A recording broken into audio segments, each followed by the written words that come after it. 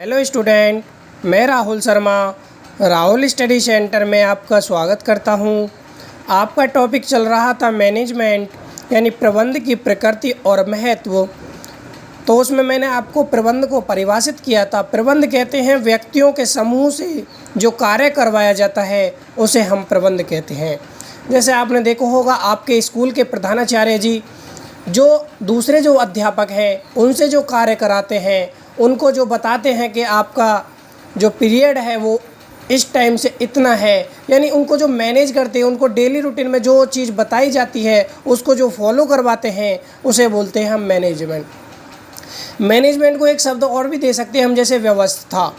व्यवस्था भी एक मैनेजमेंट की तरह ही है। इसको आप अच्छी तरह से समझोगे। देखो, व्यवस्था जैसे आपके घर में कोई गेस्ट आया तो गेस्ट के लिए आप क्या करते हो, उसके लिए खाने की व्यवस्था, उसके रहने के लिए व्यवस्था, यानी सब तरीक़ा से उसको कहाँ रहना है, कैसे करना है, उसके लिए सारी व्यवस्था आप करते हो। वो भी क्या है, एक मैनेजमेंट है।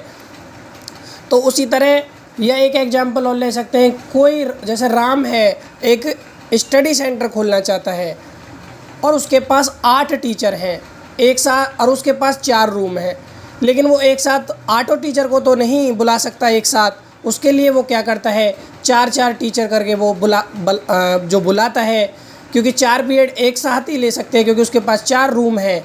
तो उसे हम बोलते हैं मैनेजमेंट। जो उसने मैनेज किया वो क्या है, मैनेजमेंट। उसी तरह प्रबंध का अर्थ है पूर्वानुमान लगाना। अनुमान लगाया जाता है, उसके बाद नियोजन करना है, जैसे प्लानिंग करना, प्लानिंग क्या करना है, कैसे करना है, कब करना है। उसके बाद आदेश देना, किसी उत्पादन के लिए आदेश देना, समन्वय करना और नियंत्रण करना। प्रबंध में नियंत्रण करना जरूरी है, कंट्रोल करना जरूरी है, वो ही मैनेजमेंट कहलाएगा। उसके बाद मैंने आपको बताया था प्रभावपूर्णता बनाम कुशलता। प्रभावपूर्णता तथा कुशलता क्या होती है उसके बारे में मैंने आपको बताया था।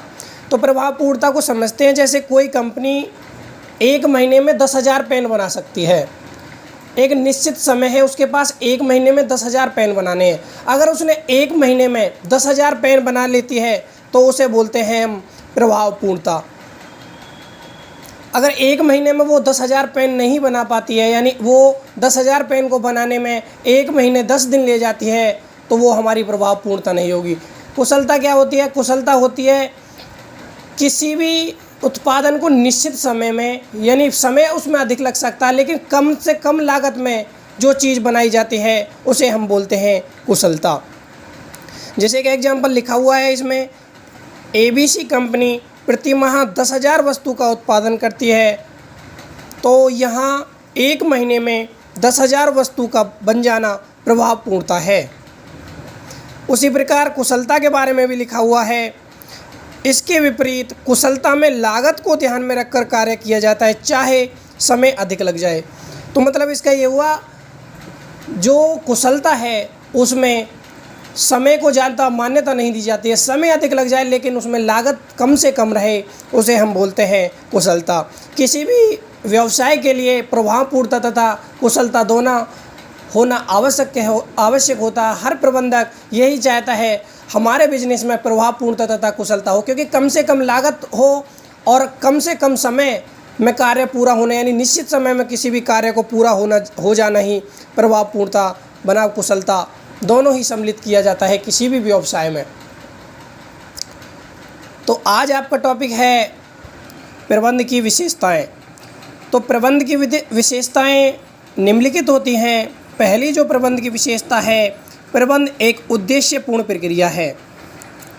मतलब किसी भी प्रबंध का एक पर्पज़ होता है कि उसको एक उद्देश्य होता है कि हमको ये पूरा करना है। किसी भी लक्ष्य को प्राप्त करना ही उद्देश्य होता है।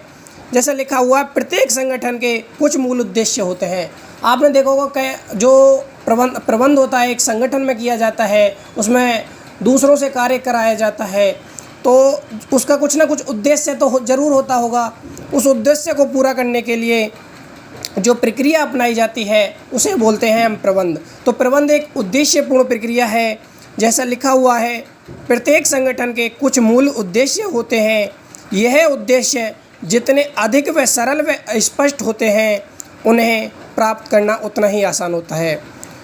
जैसे किसी भी कंपनी का कोई उद्देश्य जितना सरल या आसान होगा और स्पष्ट होगा, उसे प्राप्त करना उतना ही आसान होगा। प्रबंध इन उद्देश्यों की प्राप्ति के लिए ही मानवीय एवं भौतिक संसाधनों के कुशलतम एवं कारगर उपयोग करने के लिए निरंतर किए जाने वाला कार्य है। यानी प्रबंध जो है एक उद्देश्यपूर्ण प्रक्रिया है। इसमें जितने उद्देश्य सरल व स्पष्ट होंगे उनको प्राप्त करना उतना ही आसान होगा। तो अगला है प्रबंध सर्वव्यापी है।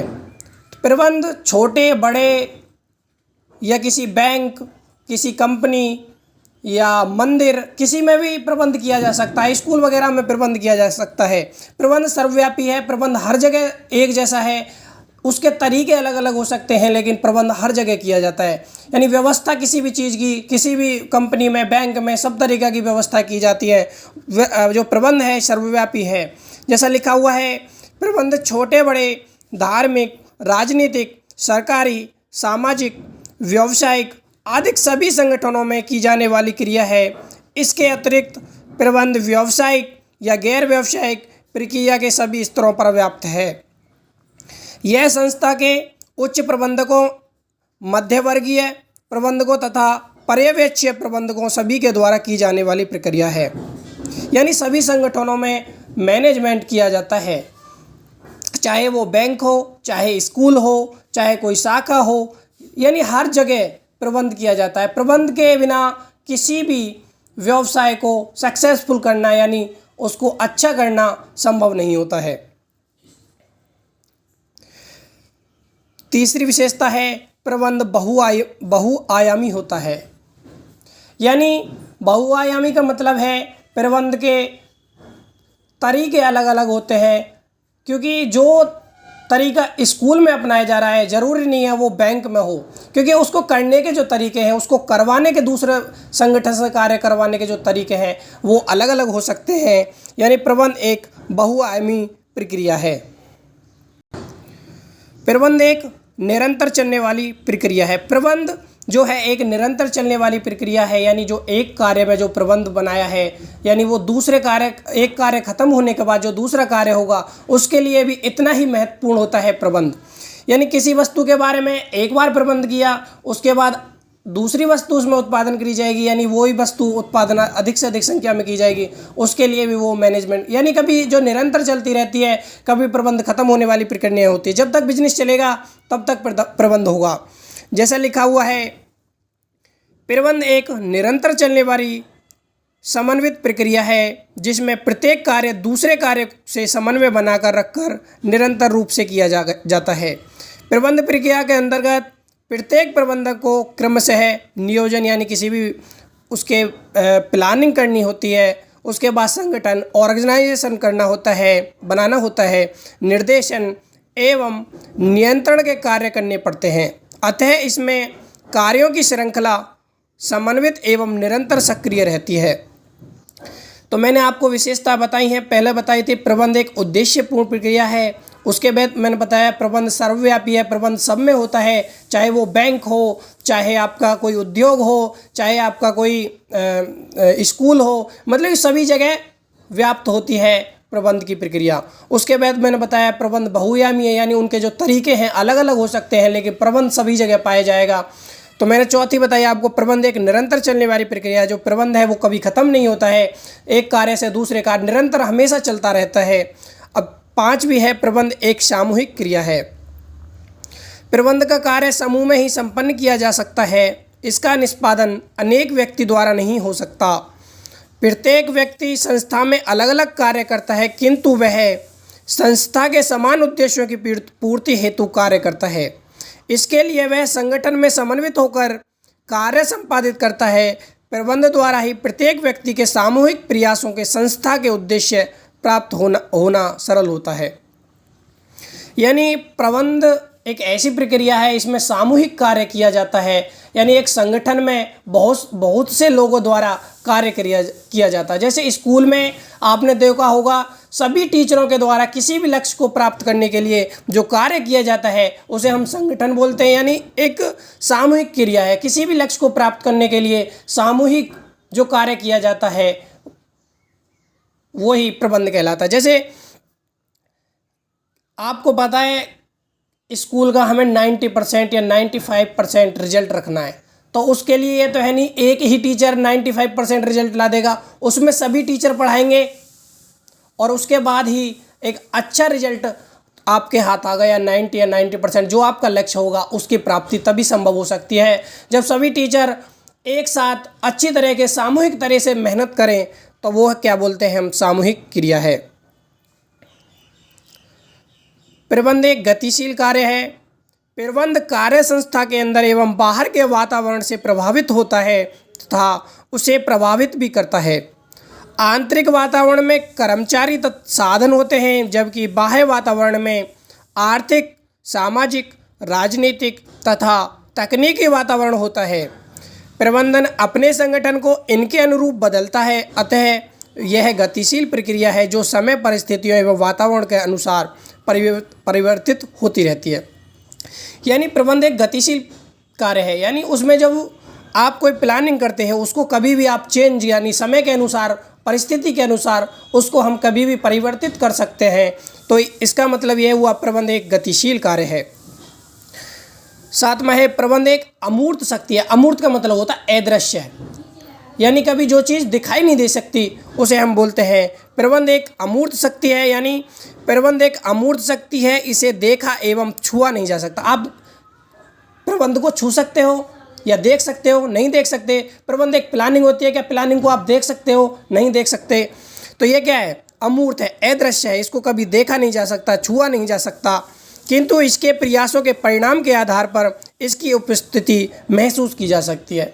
आप किसी बिजनेस के लिए मैनेज करते हो तो उसका जो परिणाम आएगा उसको केवल महसूस कर सकते हो। आप स्कूल का रिजल्ट 95% आया, उसको महसूस कर सकते हो, देख नहीं सकते। जब संस्था में सभी कार्य सुचारू रूप में होते रहते हैं, कर्मचारी संतुष्ट होते हैं तथा संस्था में सौहार्दपूर्ण वातावरण तथा प्रबंध की उपस्थिति का अनुमान सहज हो जाता है। कभी कभी इस अमूर्त शक्ति की अनुपस्थिति का एहसास तब होता है जब संस्था असफलता की ओर जाने लगती है। तो मैंने आपको प्रबंध की विशेषताएं आज की वीडियो में कराई हैं। तो पहली टिप मैंने कराया था आपको प्रबंध एक उद्देश्यपूर्ण प्रक्रिया है। उसके बाद मैंने आपको कराया था प्रबंध सर्वव्यापी होता है, सभी जगह पाया जाता है। उसके बाद मैंने बताया था प्रबंध बहुआयामी होता है, यानी बहुआयामी का मतलब उसके जो तरीके हैं प्रबंध को उसके करने के तरीके अलग अलग होते हैं। उसके बाद मैंने कराया था प्रबंध एक निरंतर चलने वाली प्रक्रिया, प्रबंध कभी ख़त्म नहीं होता है, उसकी एक विशेषता है प्रबंध की। फिर मैंने कराया था आपको प्रबंध एक सामूहिक क्रिया है, यानी एक समूह में कार्य किया जाता है। उसके बाद मैंने कराया था प्रबंध एक गतिशील कार्य है, प्रबंध में समय और परिस्थिति के अनुसार समय समय पर चेंज होते रहते हैं। उसके बाद मैंने बताया प्रबंध एक अमूर्त शक्ति है, यानी अदृश्य शक्ति है, कभी दिखाई और छुई नहीं जा सकती, केवल महसूस की जा सकती है।